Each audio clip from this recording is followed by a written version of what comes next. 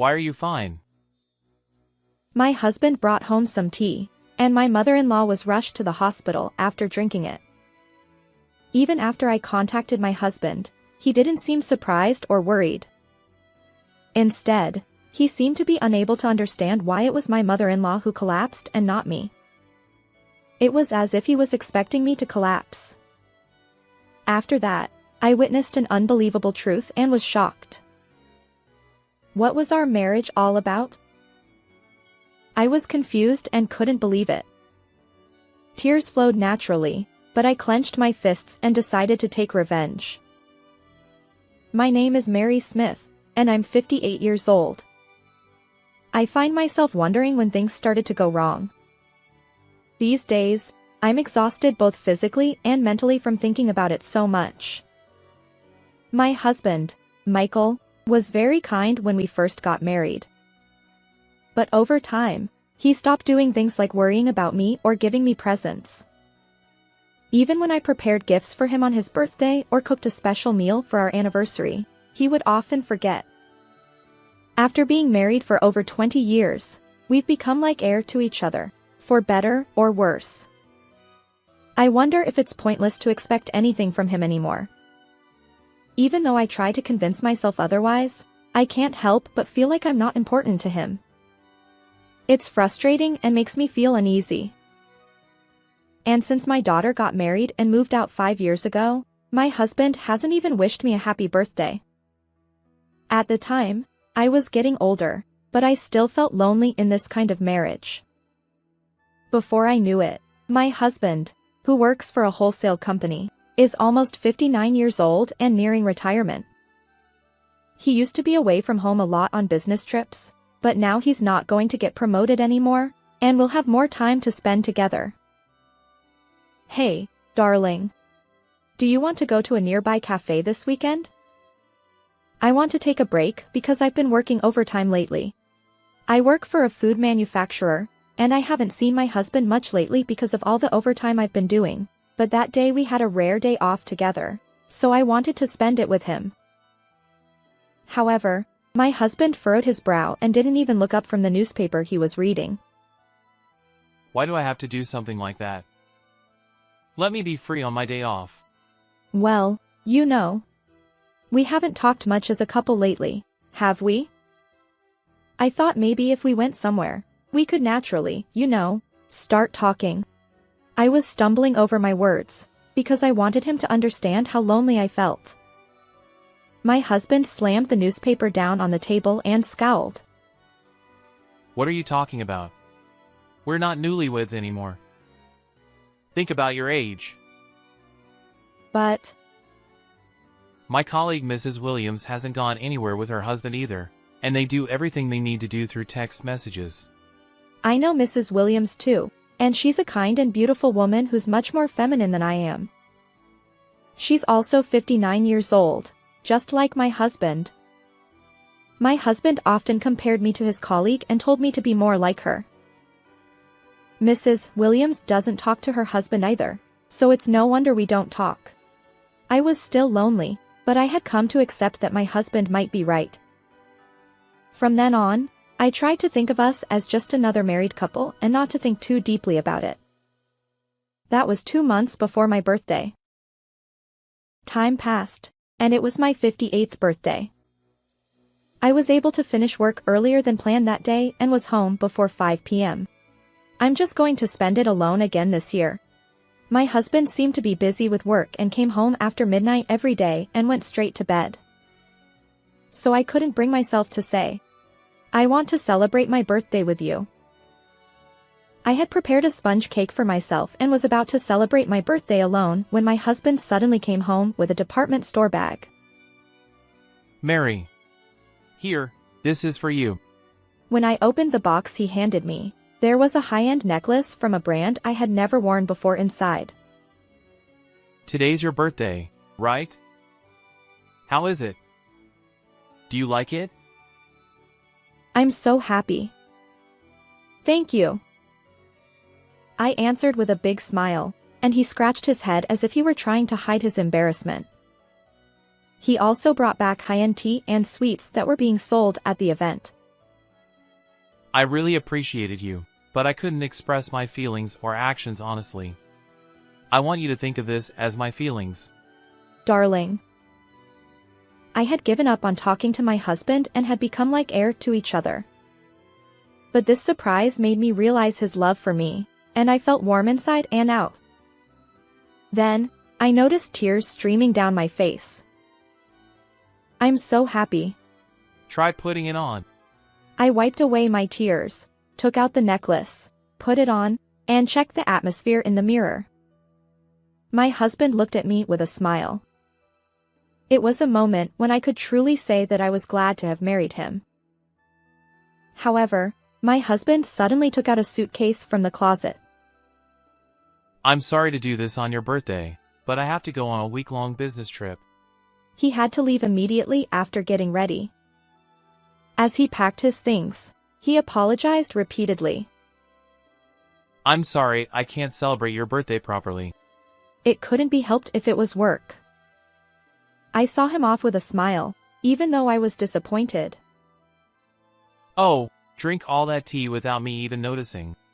According to the salesperson, it was a special tea that should be consumed within half a day of opening.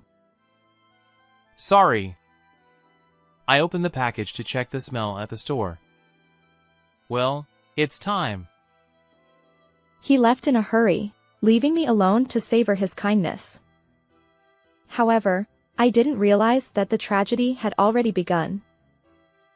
After Michael left, about 30 minutes later, I took out a teapot from the cupboard and brewed the tea leaves he gave me while they were steaming. Then the doorbell rang. I came by because I had some business nearby. My 84-year-old mother-in-law said. She always came to our house like this, but we got along well and always welcomed her. It's a waste to drink this high-end tea alone, so let's have a taste of it too. I prepared a teacup for her and arranged some sweets. Just then, a delivery arrived. Since it was a frozen item, I asked my mother-in-law to please eat first and began to unwrap the package. However, the freezer was packed with items, and it was more difficult than I expected to put them away.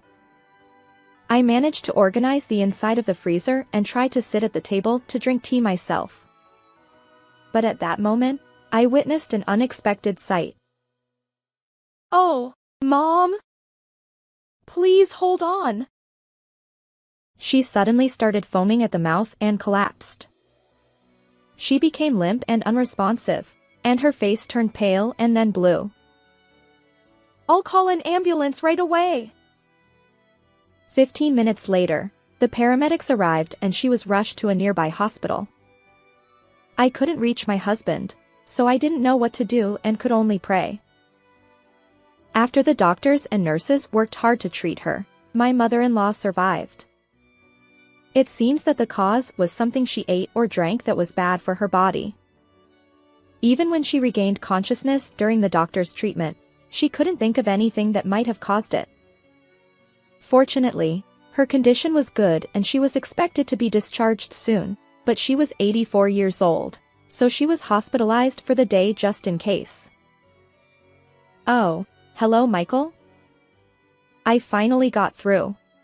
We had a hard time here. Actually, Mom was hospitalized because there was something strange in what she ate. I said on the phone while doing the paperwork at the hospital reception. I imagined he would be worried, but what he said was completely different from what I expected. Why are you fine? What do you mean? I asked, not understanding what he meant. If you are okay, that's fine. I'll leave it to you to take care of Mom. He said so, and then quickly hung up the phone as if he were trying to cover something up. It's like he wanted me to collapse. I thought to myself. But I went to my mother-in-law's hospital room anyway.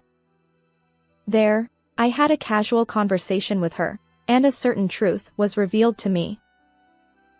What do you mean? I asked, trying to sort out my thoughts. I began to suspect my husband Michael. I decided to untangle the threads of my thoughts one by one. I knew it. This is the end, I thought, realizing my husband's betrayal and preparing for our separation. But I couldn't just leave it at that.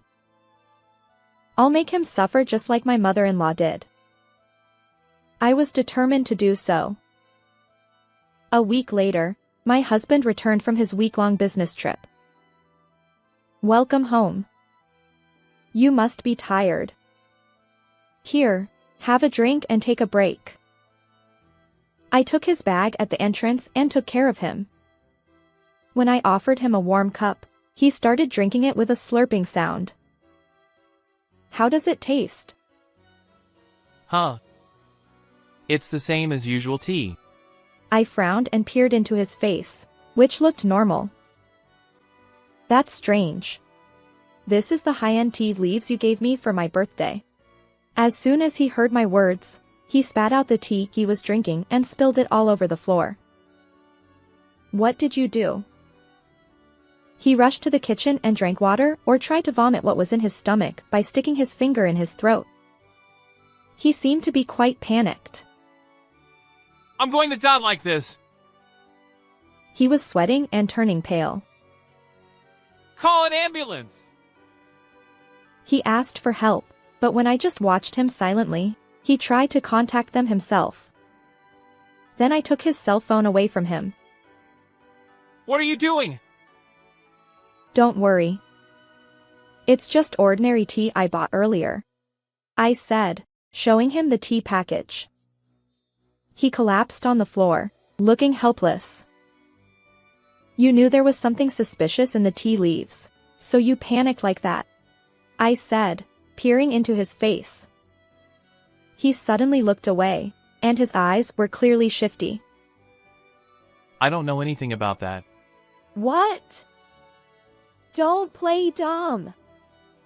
That's why your mother foamed at the mouth and collapsed, I shouted. Just then, the sliding door of the next room opened. Michael. What are you doing? My mother-in-law was waiting in the back room. Michael's behavior became more suspicious with the unexpected appearance of his mother. Mom, it's a misunderstanding. How can you be sure that there was something in the tea? Maybe it was something you ate that day. I didn't eat or drink anything that day. Huh. On that day, the errand nearby was a medical checkup, which took longer than expected. My mother-in-law hadn't eaten anything all day and only drank the tea when she came to our house. Moreover, she only drank a little tea due to her sensitive tongue, so she may have been slightly affected, according to the attending physician. This makes it clear that you tampered with the tea. But there's no evidence that I put it in. His mother sighed heavily at her son's attempt to escape. I saw you carrying a large paper bag with a brand logo from a flower shop on the way to this house. According to what I heard from my mother-in-law in the hospital room, at that time, she tried to tell him, but he was too busy on the phone and took a taxi without listening to her. His behavior was strange at the time, and she was going to tell me about it later, but she drank the tea and lost consciousness. My husband's complexion worsened and he became more agitated as his mother-in-law pointed out his flaws. I glared at him. I got suspicious and contacted the company. I found out that you had taken paid leave instead of going on a business trip. At this point, I realized that my husband was hiding something from me, so I thoroughly searched his belongings. As a result, I found several women's branded items in the credit card usage history that I don't remember receiving as gifts. Among them was a browsing history that showed what sites he had visited on his computer. I printed out a list of the browsing history. Look here. There are traces of suspicious drug purchases and dark overseas sites all over the browsing history and usage details.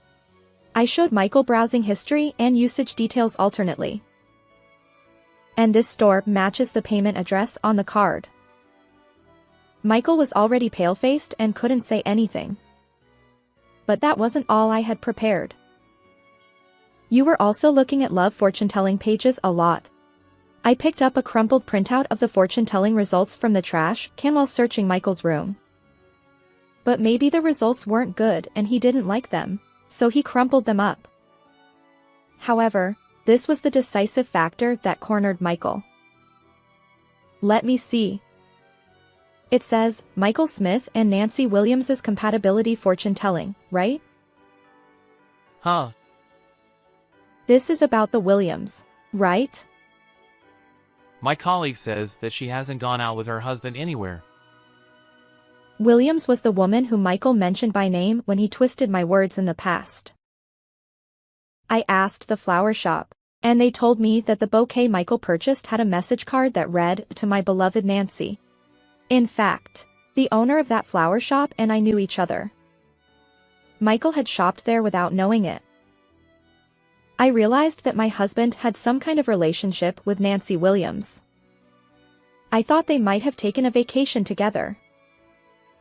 So, when I checked with the company, I found out that she also took paid leave for the same period as you. Did you investigate that far? You said you were on a business trip, but you were actually on a cheating trip. I'm disgusted. Furthermore, I stormed into her house based on the address written on the Christmas card. David, her husband, suspected his wife's infidelity from trivial things such as her makeup becoming thicker or her coming home late. So, her husband recently put a GPS on her phone. So, he knew your whereabouts like the back of his hand. David had installed this feature on his wife's phone, but he was afraid to see her infidelity and couldn't confirm it easily. However, inspired by me, who confronted my husband's betrayal head-on, he finally made up his mind and we decided to cooperate. Instead of me, who is busy with work, her husband, who has already retired, took pictures of you two at the decisive moment when you were intimate. I scattered numerous photos of their infidelity on the table. They were hugging each other, and there was even a scene where they were trying to enter a hotel. Perhaps, you plan to send me to the afterlife and get compensation and retirement benefits, and spend the second life with your mistress. Shut up! That's right! My husband gave up and reluctantly began to tell me about his relationship with her. According to the conversation, Michael and Nancy had a relationship 10 years ago. It was around the same time that he stopped giving me birthday presents. You're really the worst. I've been putting up with you, an old hag like you, all this time. Be grateful! Surprisingly, my husband didn't apologize and instead got angry. Furthermore, he arrogantly crossed his legs and leaned back on the sofa. Suddenly, my mother-in-law slapped the back of my husband's head. I'm ashamed to have a son like you. I'm cutting ties with you. What? But I'm your only son. Please reconsider. No discussion. I don't even want to see your face. You're probably counting on my inheritance, but I'll give it all to your wife Mary. Are you kidding me? Perhaps he was affected by being abandoned by his biological mother. He has a hint of tears in his eyes. Mary, listen, I'm sorry. Can't we start over again? I won't forgive you for betraying me for 10 years. There is no room for sympathy for Michael now, so I clearly rejected him. I'm going to divorce you and demand a lot of compensation. I confessed and apologized, so isn't that enough? That's not a good enough story. Besides, Nancy's husband was fuming and threatening to barge into the company. What? My husband was speechless for a moment and began to sweat from his forehead. Hey, if he does that, I won't be able to stay at the company, and I won't get full retirement benefits even though I'm about to retire soon. Please tell him to stop now. When I shook my head silently, my husband looked hopeless. So I decided to corner him further. By the way, I tried fortune-telling Michael on the internet and it said the biggest crisis in life. It's surprisingly accurate. I'll try it next time. I'm sorry. Please forgive me. My husband finally apologized profusely and began to cling to me many times. I thought I was going to die and go to the afterlife because of you. That's why I'm apologizing. I'm going to consult a lawyer about this matter, including this one, and take appropriate action. I'm also considering filing a complaint with the police, so be prepared. No way. No matter how much he begged, he finally realized that my determination would not change, and he broke down in tears and snot on the spot. My mother-in-law and I looked down on him with cold eyes. Afterwards, Michael and I divorced. The police report was cancelled in deference to my mother-in-law. I received $20,000 in compensation from my ex-husband and $7,000 from his mistress Nancy. David, Nancy's husband, stormed into the company as he had promised, and the relationship between Michael and Nancy spread like wildfire. They couldn't bear it and resigned immediately. They are still struggling to pay compensation to David, who is demanding it, and they have not yet decided on their next job. Since then, Michael and Nancy's relationship has been strained and they are leading lonely lives. On the other hand, I was approached by the personnel department to extend my employment. I can now work after retirement, which is a relief. And my daughter and son-in-law had a child, so I'm looking forward to everyone coming to visit on weekends, which is my greatest pleasure right now. How was this story? Please subscribe to the channel if you enjoyed it. I'll see you in the next video.